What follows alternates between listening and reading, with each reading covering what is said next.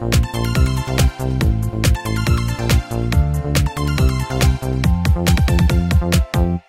Achievers, kembali lagi ke episode Achievers Talk kali ini. Saya Valda dan hari ini saya akan menjadi host untuk Achievers Talk di episode ini. Nah, di Achievers Talk sebelumnya kita udah kedatangan 2 tamu alumni Dharma Yuda yang sangat keren dan berprestasi di bidang matematika. Nah, hari ini kita juga kedatangan alumni Dharma Yuda satu lagi yang juga berprestasi di bidang matematika, tapi tentunya nggak kalah keren guys. Hari ini kita nggak akan lagi membahas tentang bidang matematika, tapi akan lebih membahas tentang prestasi semasa waktu kuliah. Nah, langsung aja kita sambut Kak Vishandi Rudi Keneta. Hai. Halo. Hai semuanya, saya Vishandi Rudi Keneta, Achievers Batch 6. Sekarang saya kuliah di National University of Singapore, ngambil Applied Mathematics dan Computer Science. Oke, halo Kak Vishandi, maunya dipanggil apa ya Kak? Didi aja. Oke, Kak Didi ya. Jadi sekarang Kak Didi kuliah di NUS ya, di Singapura benar. ya Kak. Jadi boleh ceritain nggak Kak di Singapura itu gimana kuliahnya dan lingkungannya? Mungkin pergaulannya di sana itu gimana ya? Kalau buat saya sendiri sih, menurut saya seru sekali ya kalau di Singapura, karena beda gitu, dia punya culture sama pergaulannya sangat beda sama kalau di Dharma Yuda. Saya bisa lihat orang-orang dari berbagai negara yang ngambil modul bareng di NUS, terus bisa diskusi bareng, ngambil ekstrakurikuler juga di sana. Jadi ya menurut saya pengalamannya sangat menarik dan saya bisa belajar banyak lah di NUS. Oh, saat kakak baru masuk ke NUS atau pindah ke Singapura, kira-kira ada nggak hal-hal yang membuat kakak sempat shock atau kaget karena perbedaannya dari di Pekanbaru ini? Kalau buat saya sendiri sih mungkin lebih ke adaptasinya ya. Saya butuh waktu kayak 1-2 bulan untuk adaptasi sama pergaulan di sana, karena kita tahu di Singapura tuh lebih terbuka sama lebih bebas dari yang di Pekanbaru. Jadi semuanya itu harus disesuaikan. Kayak kita bisa keluar sampai jam 10-11 malam. Ya cuma keluar makan di mana gitu. Jadi ya ada banyak barang yang beda-beda lah. Kalau teman-teman dan pergaulan di sana gimana? Kalau buat saya sih sebenarnya lumayan cepat adaptasinya kalau di sisi pergaulan, karena kita kita ketemunya itu dari belajar, dari ngambil modul bareng, dari ngambil tutorial. Jadi kalau kerjain grup project ya sambil ngobrol-ngobrol juga, nggak cuma kerjain modulnya tapi juga sambil ngobrol-ngobrol. Jadi ya pergaulannya menurut saya cukup natural lah kalau di dunia perkuliahan. Oh, sebenarnya apa yang membuat kakak ingin masuk ke NUS atau berkuliah di Singapura? Kalau buat saya sendiri sih lebih ke opportunity-nya sih. Karena saya lihat kalau di Singapura itu opportunity-nya besar. Terus mau kerjaannya juga masa depannya bagus. Bukan berarti di Indonesia nggak bagus juga. Tapi kalau buat saya sendiri, saya lebih melihat kesempatannya lebih banyak. Dan juga pergaulannya bisa lebih luas kalau di Singapura. Karena kalau di Singapura kita bisa ketemu dari orang dari berbagai negara. Saya punya teman dari Jerman, saya punya teman dari Inggris, gitu-gitu. Jadi lebih ya, luas ya, jadi lebih luas, iya benar. Oh, jadi kira-kira kakak bisa cerita nggak pengalaman-pengalaman yang kakak dapat selama berkuliah di Singapura, baik itu baik atau buruk? Kalau pengalaman baiknya dulu ya, menurut saya tuh kalau di sana orang-orangnya itu seru-seru sih, karena kita istilahnya kita di sana udah kalau ngambil modul susahnya bareng-bareng gitu, semuanya bareng-bareng. Jadi ya menurut saya kalau dari sisi pergaulannya seru sekali. Terus juga di sana kan aman, jadi kita bisa kalau buat buat leisure time-nya gitu juga sangat asik lah. Tapi kalau pengalaman buruknya mungkin sedikit banget sih. Tapi dulu waktu COVID, ya sekarang nggak relevan lagi, tapi waktu COVID lumayan buruk pengalamannya, karena saya cuma di kamar nonton lecture, nggak bisa keluar karena waktu itu ada peraturan dari government Singapura, orang yang keluar itu cuma boleh berdua-dua, jadi ya lumayan sempat bosan ya. Iya, bosan. Oke, jadi sebenarnya saya mikir kira-kira nanti pas kuliah saya mau masuk NUS juga nih. Kira-kira apa hal-hal yang harus saya dan murid-murid Dharma Yuda prepare kalau misalnya kita mau ke NUS juga atau kuliah di Universitas Singapura? Kalau menurut saya yang paling penting itu nilai sih, tetap aja nilai, karena nilai rapor sekarang itu menurut saya jadi yang paling utama untuk mau masuk ke NUS atau NTU, khususnya di Singapura. Terus juga kalau misalkan punya sertifikat lomba atau ikut organisasi, OSIS, MPK itu bakal sangat membantu, karena nggak cuma di bidang akademik kita harus excel kalau mau masuk di universitas top, tapi juga kita harus berkegiatan lah, ada aktivitas, ada organisasi. Jadi kita seimbang sebagai orang yang punya akademik dan di non akademiknya. Selain itu ada lagi gak yang harus kita prepare, misalnya IELTS atau hal-hal lainnya? Oh, IELTS itu requirement juga. Saya lupa angka pastinya, tapi mungkin 7 gitu atau 6 ya. Tapi menurut saya kalau IELTS itu zaman sekarang udah lumayan common lah. Nggak cuma di top university, tapi di universitas lain juga harus dipersiapkan. Jadi tapi ya yang saya tahu cuma IELTS sih. Jadi SAT, A-level tidak diperlukan untuk saat ini. Oh iya, jadi kan saya rencananya mau coba ke NUS juga kan Kak. Yeah. Tapi saya dengar dari banyak orang kalau kuliah di NUS itu susah banget, susah masuknya. Terus kalau udah masuk stres banget semuanya bilang. Jadi menurut Kakak itu gimana? Kalau buat saya sendiri sih, menurut saya nggak terlalu stres ya kalau udah masuk. Karena kalau di NUS itu tidak seperti universitas pada umumnya, tapi kita bisa atur modul kita sendiri. Jadi misalnya saya lebih prefer untuk ngambil modul yang lebih santai untuk semester ini. Jadi saya bisa pilih modul-modul yang santai. Tapi kalau misalkan saya merasa semester ini saya mau semangat nih, saya mau kejar modul yang susah, saya bisa ngambil modul yang susah. Jadi kayak kita lebih bebas lah kalau di NUS gitu. Kita bisa ambil modul-modulnya sendiri. Yang penting kita sampai ke requirement-nya kita bisa lulus. Terus juga menurut saya yang penting tuh kita ada kemauan, ada drive untuk bisa sukses lah. Karena mau universitasnya mau sebagus apapun atau sejelek apapun, semuanya kembali ke diri kita sendiri. Jadi kalau kita mau belajar, kita mau improve, semuanya pasti bisa. Iya benar banget nih. Iya. Jadi aku mau nanya, kan kakak kan alumni dari Dharma Yuda nih ya, dan sekarang kuliah di NUS. Itu kan suatu hal yang lumayan sulit ya. Kira-kira apa aja nih yang kakak lakukan selama SMA dan aktivitas juga prestasi yang kakak lakukan yang membantu untuk masuk ke NUS ini? Kalau waktu SMA sih saya lebih banyak ke Olimpiade Matematika sih, karena kebetulan saya lumayan bisa lah di matematika. Jadi dan juga saya lumayan beruntung karena saya ketemu keahlian dalam tanda kutip itu dari cukup awal. Dari waktu SD saya udah ikut-ikut lomba. Jadi waktu SMA ya lumayan jelas dia punya path, mau ngambil apa, mau ikut lomba apa dan sebagainya. Tapi nggak cuma matematika, saya harus juga belajar di mata pelajaran lain, karena seperti yang tadi saya bilang nilai itu sangat menentukan untuk ya masuk universitas ini. Tapi ya untungnya guru-guru di Dharma Yuda ini sangat suportif lah. Iya. Berarti dari awal SMA kita udah harus fokus dan udah harus tahu passion kita dan mau kemana gitu ya. Betul. Oke, jadi aku dengar sekarang kakak ada internship ya? Iya. Mungkin boleh cerita sedikit tentang internship itu Kak?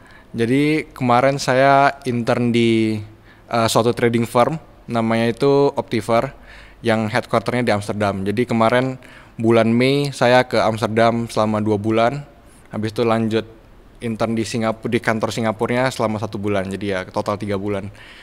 Jadi Optiver itu market maker kalau bahasa teknikalnya. Kalau misalkan bahasa awamnya itu trader lah. Jadi seperti yang kita tahu, jual beli saham, jual beli options, dan apa gitu, surat berharga negara itu diperjualbelikan sama market maker, dan Optiver salah satunya. Keren banget ya Kak. Jadi kakak dengar informasi tentang internship ini dari mana ya dan gimana? Kebetulan kemarin Optivernya itu datang ke NUS untuk ada info session. Jadi saya diundang dan orang-orang dari NUS diundang ke office-nya untuk datang ke information session mereka, dan itu juga salah satu advantage lah kalau misalkan kita kuliah di top university, banyak company-company yang lumayan bergengsi datang ke universitasnya untuk merekrut orang. Jadi ya itu privilege buat saya lah. Terus tapi di lain dari itu saya juga dapat informasinya dari LinkedIn, dari teman-teman juga. Jadi kalau saran saya kalau di universitas mau cari teman juga bergaul sama orang-orang yang benar, karena itu juga lumayan menentukan ke ya masa depannya lah. Ya. Jadi kira-kira ada nggak tantangan-tantangan yang dilalui selama masa kuliah atau terutama masa internship? Oh, kalau buat masa internship banyak sekali ya, karena menurut saya internnya sangat susah, kayak job desk-nya sangat susah, karena jam kerjanya aja menurut saya lumayan berat buat saya lah. Saya harus datang ke kantor jam 8.15, 8.30, bisa pulang itu jam 7.30 malam. Jadi ya setiap hari 11 sampai 12 jam kerja. Jadi ya dari jam kerjanya udah sangat berat, tapi kalau di industri trading ini kita selama jam kerja juga harus fokus. Jadi breaknya bentar doang, 15 menit di tengah-tengah, tapi sisanya waktu kita kerja emang beneran harus fokus. Jadi sangat capek lah. Oh, kira-kira selain itu ada lagi gak Kak tantangannya atau hal-hal yang membuat Kakak sempat ragu atau tertekan gitu? Oh, menurut saya kalau dari yang di pengalaman internship saya in particular gitu, jadi juga ada mental blocknya lah kadang-kadang. Karena kalau misalkan kita lihat teman kita, oh dia jago sekali gitu, atau dia lebih cepat dari kita dalam progresnya, juga kadang-kadang bikin kita down. Tapi ya saya ada ngobrol-ngobrol juga sama teman, sama orang tua, sama ada HR-nya dari perusahaannya dan sebagainya, dan orang-orang lain yang akhirnya untungnya bisa memecahkan mental blocknya lah. Karena nggak bisa dipungkiri kalau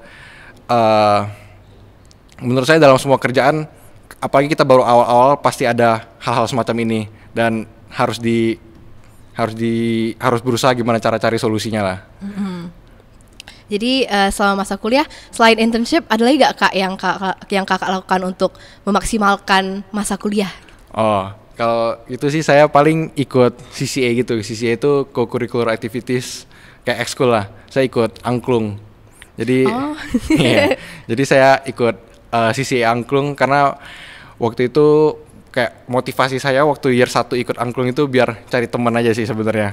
Kayak saya nggak terlalu apa banget sama angklung, tapi saya lihat banyak orang Indo di angklung, jadi saya juga ikut angklung biar cari teman apa gimana. Rupanya seru. Ya udah saya ikut angklung sampai year 2. Ya tahun lalu saya jadi bendaharanya di angklung, jadi saya ngambil posisi di manajemennya. Dan ya menurut saya asik lah, karena kalau di universitas kita cuma belajar aja bosen kan. Tapi ya untungnya ada kayak co-curricular activities gini macam-macam kalau di NUS, tapi saya pilihnya angklung karena menurut saya workload-nya paling gampang. Terus karena tujuan saya mau cari teman di situ rame kan kalau main angklung nggak cuma satu orang kan, kayak rame. Ya jadi menurut saya cocok lah sama motivasi saya. Oh, ya seru sih ya kalau angklung bareng-bareng gitu. Jadi kan sekarang kakak lagi kuliah ya. Nanti kira-kira kalau udah lulus apa rencana kakak atau target yang ingin dicapai setelah kuliah atau internship? Kalau saya sendiri sih mungkin kerja dulu ya di Singapura selama 4-5 tahun ke depan, atau karena kalau dapat scholarship di Singapura itu harus kerja 3 tahun dulu di Singapura. Jadi minimal saya kerja 3 tahun, tapi saya pribadi plannya itu mau 4-5 tahun kerja di Singapura, habis itu baru balik ke Indonesia di mana gitu, lanjut kerja di Jakarta atau bikin perusahaan sendiri atau gimana lah. Kira-kira udah ada gambaran nggak Kak mau kerja di mana atau sebagai apa gitu? Kalau saya sih melihat dari apa ya, kayak opportunity sama kemampuan saya tetap mau di trading, di industri trading ini sih, karena menurut saya cocok dengan skill set saya, karena saya base-nya matematika, tapi terus di trading ini juga setiap saat kita harus ngitung, harus fokus di matematikanya sendiri. Jadi kita harus apply teknik-teknik atau apalah skill matematikanya untuk kerjaannya. Jadi menurut saya ini cocok dengan skill set saya dan juga opportunity-nya sangat besar. Jadi ya menurut saya ya. Oh ya, untuk masuk NUS itu kakak dapat beasiswa gak ya? Iya, saya dapat beasiswa, kebetulan hoki saya. Wah, gimana tuh kak cara dapat beasiswanya dan beasiswa apa ya itu? Oh, saya dapatnya ASEAN Scholarship, itu yang dari MOE, Ministry of Education-nya Singapura. Itu caranya itu kita apply dari portalnya NUS. Kalau kita apply buat masuknya NUS, udah otomatis di-consider untuk dapat scholarship ini juga. Jadi menurut saya, melihat dari teman-teman saya yang dapat scholarship ini juga, yang common traits-nya itu yang punya prestasi akademi dan juga harus punya organisasi di luar. Jadi kayak seimbang antara akademik dan non-akademiknya. Jadi kalau kamu jago apa gitu, misalnya geografi, ikut lomba-lomba geografi atau apa yang lain, juga harus ada OSIS atau MPK gitu-gitu. Jadi yang penting seimbang lah. Iya. Kakak dengar dan apply untuk beasiswa ini dari mana ya? Oh, kalau saya dulu itu kalau NUS NTU saya udah tahu karena perusahaannya karena universitasnya cukup terkenal gitu. Jadi informasinya banyak. Tapi saya dulu juga ada apply di Hong Kong. Jadi target saya itu dulu Singapura sama Hong Kong, dan informasinya ini saya dapat banyaknya itu dari antara Education Expo, kayak sharing session gitu, atau enggak dari cari-cari internet sendiri sih. Karena menurut saya sekarang kalau kita ada niat untuk nyari, lumayan gampang ya nyari informasinya. Cuma harus pinter-pinter juga nyarinya, karena kalau nyarinya sembarangan, dapatnya informasi juga terlalu luas kan. Jadi kita harus cari yang lebih terfokuskan lah. Kita sukanya apa, passionnya apa. Jadi cari universitasnya juga lebih bagus gitu. Kira-kira keuntungan apa aja yang kita dapatkan dari scholarship ini, Kak? Kalau saya tuh kemarin dapatnya full tuition fee, jadi uang sekolahnya dibayar. Terus saya dapat accommodation fee gitu. Jadi buat dorm saya itu dapat sekitar ya $5.000 Singapura per tahun.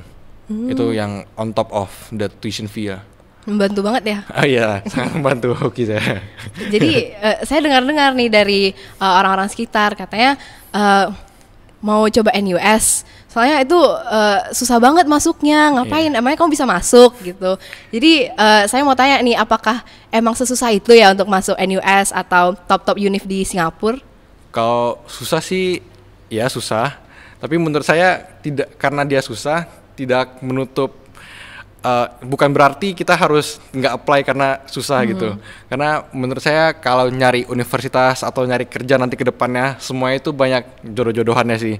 Jadi walaupun kita merasa kita kurang pede, ya coba-coba aja gitu. Karena tidak ada salahnya juga kita mencoba kan. Tapi kalau misalkan dapat kan bagus, kita bisa sekolah di universitas bagus gitu. Tapi kalau nggak dapat juga ya udah gitu.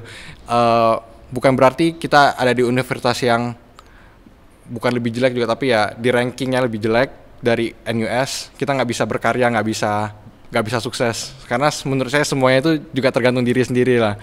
Banyak juga orang di NUS walaupun universitasnya bagus, tapi karena dia dari dirinya sendiri nggak mau berkembang, nggak mau improve, juga ya gitu-gitu aja. Tapi ya ada banyak orang juga dari universitas lain karena dirinya sendiri emang mau berkembang, mau cari passionnya, mau improve gitu, jadi sangat sukses gitu. Berarti itu ya kembali ke diri sendiri. Kembali ke dirinya sendiri, benar. Iya, benar banget. Tadi kakak ada bilang pilihan kakak itu awalnya Hong Kong sama Singapura ya. Iya. Jadi apa yang membuat kakak lebih milih Singapura dibandingkan ke Hong Kong ini? Oh, saya dulu sebenarnya tahun pertama saya dapatnya di Hong Kong karena saya nggak dapat di Singapura. Jadi tahun pertama 2019 itu saya apply ke NUS, tapi saya nggak disuruh bayar 100%. Jadi saya nggak ada scholarship sama sekali. Sedangkan di Hong Kong saya dapat full scholarship, jadi saya pilih di Hong Kong. Nah, baru tahun keduanya karena waktu 2019 akhir gitu Hong Kong lagi rusuh, terus saya disuruh pulang. Jadi saya milih apply buat ke NUS lagi, saya coba lagi NUS.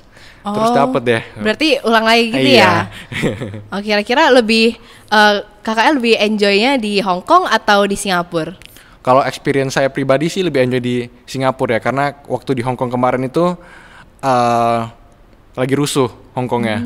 Jadi kalau waktu malam atau waktu weekend gitu saya susah keluar-keluar karena lagi ada kerusuhan. Tapi ya waktu di Singapura juga ada COVID kan, jadi saya nggak bisa keluar-keluar juga. Ya sama-sama lah. Tapi buat saya pribadi lebih enjoy di Singapura karena ya teman saya lebih banyak. Ya di mana-mana tetap ada tantangannya sendiri ada plus gitu minus ya. lah ya. Kira-kira nanti menurut kakak tren pekerjaan di masa depan itu gimana ya? Kalau jadi yang pendapat saya ini cuma relevan kalau di Singapura lah, karena saya nggak tahu, saya nggak lihat industri di luar Singapura atau kayak contohnya di Jepang gitu mungkin bisa beda. Tapi kalau buat di Singapura sendiri untuk at least beberapa tahun ke depan menurut saya tetap di tech sih, teknologi gitu. Jadi software engineer kan banyak, ada yang back end, front end, data scientist, data analyst, machine learning engineer, yang technical role seperti itu yang lagi ngetrend sekarang. Kayak soalnya kalau misalkan di Singapura, saya nggak melihat industri engineering seperti civil engineer, mechanical engineer gitu-gitu, nggak se-thrive tech lah. Karena Singapura, kita semua tahu sendiri kalau di Singapura itu kotanya cukup kecil ya, jadi pabrik-pabrik juga nggak banyak di sana. Sedangkan kalau software engineer dan yang technical role gitu kan cuma butuh meja, komputer, office gitu. Jadi ya sekarang kalau di Singapura banyaknya lagi itu. Dan juga kalau dari opportunity-nya secara salary, career progression dan lain-lain itu lebih condong ke arah tech lah. Ya, jadi ya mungkin software engineer, data scientist lagi bagus sekarang. Oh iya, jadi kira-kira ada nggak penyesalan yang kakak rasakan misalnya selama masa SMA sebelum kuliah ataupun selama kuliah ini, hal yang kakak rasa kayak aduh harusnya aku gini nih atau gimana gitu? Mungkin sebenarnya menurut saya semua orang pasti punya penyesalan lah. Karena nggak ada yang absolut benar gitu kan. Tapi kalau buat saya sendiri mungkin untuk masa SMA dan juga masa-masa awal perkuliahan mungkin saya kurang aktif di organisasi karena saya orangnya lumayan introvert, jadi saya sebenarnya kurang nyaman kalau di organisasi. Tapi dengan ikut angklung gitu saya berusaha untuk keluar dari zona nyaman saya karena saya tahu saya butuh teman gitu. Jadi saya butuh bergaul sama orang, jadi saya coba untuk ngomong sama orang, dan kalau bisa mengulang kembali mungkin saya akan melakukan hal-hal itu lebih awal, mulai dari SMA dan ya awal perkuliahan. Harus step out of your comfort zone gitu ya. Kira-kira ada nggak perbedaan yang sangat mencolok dari kehidupan di SMA dengan kehidupan di masa kuliah ini?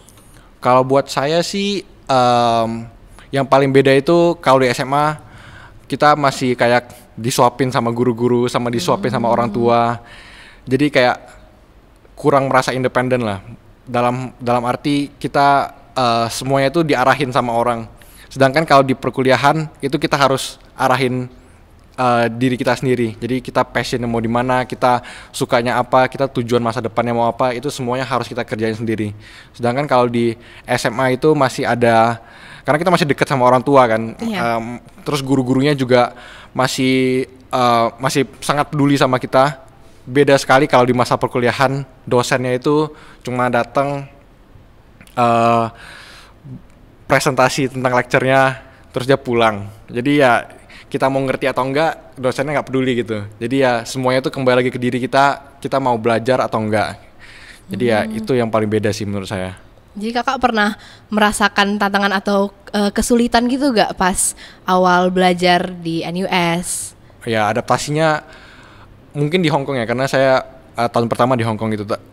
Awal-awal tuh lumayan berat sih, karena semuanya kita harus belajar sendiri kan. Kayak soal ujiannya sangat beda sama apa yang diajarin dalam hal kayak tingkat kesulitan.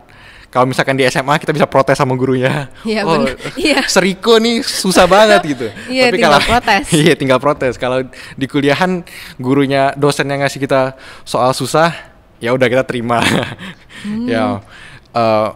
Ya mungkin kita lebih kayak, jadi sejak saat itu saya tahu kita harus banyak eksplor sendiri, banyak nanya ask good questions ke dosen-dosennya, terus kayak dig deeper lah, kayak ya, gak cuma apa yang diajarin kita harus tahu, tapi kita juga harus ekstra belajar. Iya kan kakak scholarship ya di NUS. Jadi aku juga dengar nih dari beberapa orang kalau mereka ada yang mau juga ambil beasiswa untuk Singapura, tapi mereka cukup takut karena katanya kalau misalnya udah dapat beasiswa, tapi kalau nggak bisa mempertahankan nilainya, gimana tuh nanti dicabut. Jadi menurut kakak itu gimana? Menurut saya kalau kamu udah dapat beasiswanya, itu artinya universitasnya udah yakin sama kamu bahwa kamu bisa mempertahankan beasiswanya kan. Tapi ya semuanya itu kembali lagi ke diri sendiri.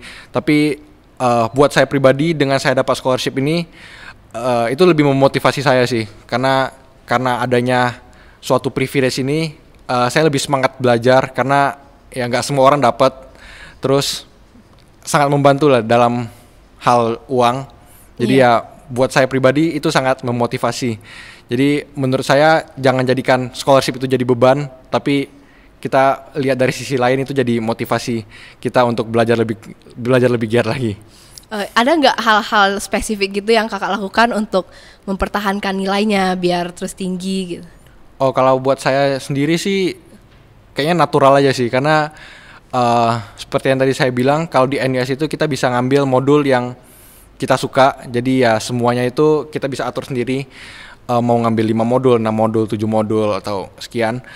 Tapi karena kita bisa atur sendiri, jadi saya bisa ambil modul yang saya suka aja. Jadi karena saya suka dengan modulnya, saya tertarik sama modulnya. Jadi targetnya itu bukan nilai, ya nilai itu kayak jadi bonus lah. Tapi yang utama itu saya emang pengen tahu tentang materi ini. Jadi ya kalau ngambil modul yang kita suka, ya emang natural aja sih kayak nilainya jadi bagus gitu. Jadi kayaknya hidup perkuliahan kakak ini sangat berwarna dan seru gitu ya kak. Walaupun cukup menantang juga kayaknya. Nggak terasa udah selesai aja waktu kita di Achievers Talk ini. Padahal masih seru banget ya. Iya. Nah kira-kira aku mau tanya pertanyaan terakhir nih untuk kakak. Ada nggak pesan-pesan yang ingin kakak sampaikan ke murid-murid SMA Dharma Yuda?